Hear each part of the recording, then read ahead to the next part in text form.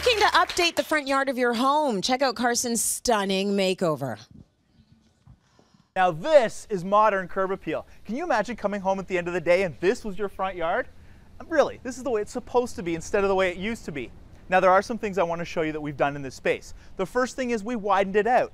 Originally the car pulling in was really constricted by the walls, and every time you open the doors, you dent the door on the wall itself. You never want to do that. Instead, we've widened it out, we've made it more accessible, and now there's lots of room for family and friends to come up and for multiple cars. The other thing we did, we added vertical lines, details like these grasses to break up all the horizontal details that you see in the space. Something as simple as a green plant like this really adds character, but if you put it in front of a beautiful warm wood wall like we've done here with the horizontal lines, it adds drama. It really creates impact in the space. Another really cool element, I got rid of all the brick around the garage. I didn't visually like it, and now we've put in these beautiful horizontal lines in keeping with the rest of the space. You'll also notice that these veneers are gray. Everything's monochromatic because visually that actually reads a little more impactful. There are a few things that you don't know about this space. The first, I put in light fixtures underneath the retaining wall. That way at night, the light shines down the wall. It's more inviting and friendly, but it's also safer. And another feature that's pretty amazing, this driveway. It's a heated driveway. Can you imagine never having to shovel snow again? Now there is one more thing I want to show you, and it's up here. Now I believe that every front yard needs a focal point, and why not put in a good one? Something like this. Now this is what I want in my front yard. This is a sheer descent waterfall. Isn't that gorgeous? And it cascades straight down into a pond that's filled with rocks. Now the pond holds all the water, so it just recycles, but it makes it safe for kids. But at the same time, come on, this is the wow factor you're looking for. Remember, you only get one chance to make a first impression. Your guests are going to see your house for the first time once. Why not make the best first impression and show them something like this? So good. Carson Arthur, give him a big round of applause. Thank you. Thanks a You've lot. done it again, my friend. Yay. I think that is an amazing transformation. Thank you. And it's not your typical exterior. The house is not your typical exterior. So I think that you took what they gave you and you made the best of every possible architectural detail out there. Well, a couple of things that are going to point out on that particular house. Their plan is to stucco the front of it. And they want to go in gray tones. So they really wanted to play up that dreaded M word. They wanted to go modern in the space. Yeah. And whenever you're going modern in an area where every other house is not so modern, you get lots of feedback from the neighbors.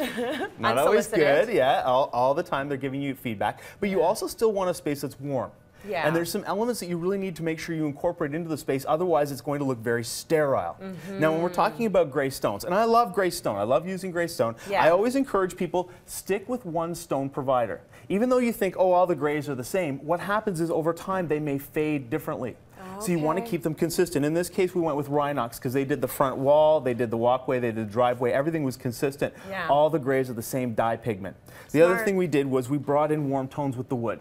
Yeah. Now we went horizontal. They really wanted that horizontal look, which is so trending right now. But at the same time, by adding the warmth of the wood, whether it's a cedar or a micro sienna or something like that, it carries that warmth through. So it's still inviting. It doesn't feel sterile. Yeah. It doesn't feel like, you know, forbidding, stay out. Yeah, you've got that natural element to it because the stone is hard. It can be a little cold in the gray, but then you have the wood. It just warms up the place. Exactly. Now, speaking of cold, do you know what this is?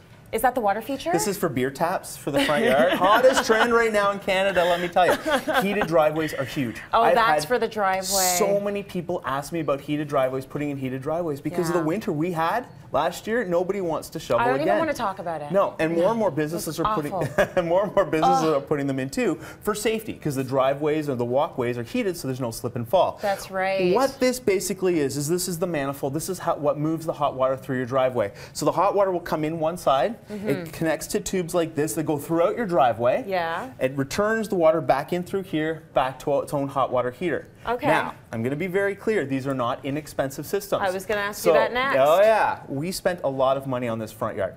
We invested in it because they knew that it's going to hold its value, because curb appeal, as we know, and as the Property Brothers talk about all the time, huge. So important. That first impression, you just can't get past it. Well, it's always going to be Canada, and there's always going to be winter. So I guess you can justify it that way. Yeah, and if here in Calgary, winter's what, July, August? When did they get their snowfall this year? I feel bad.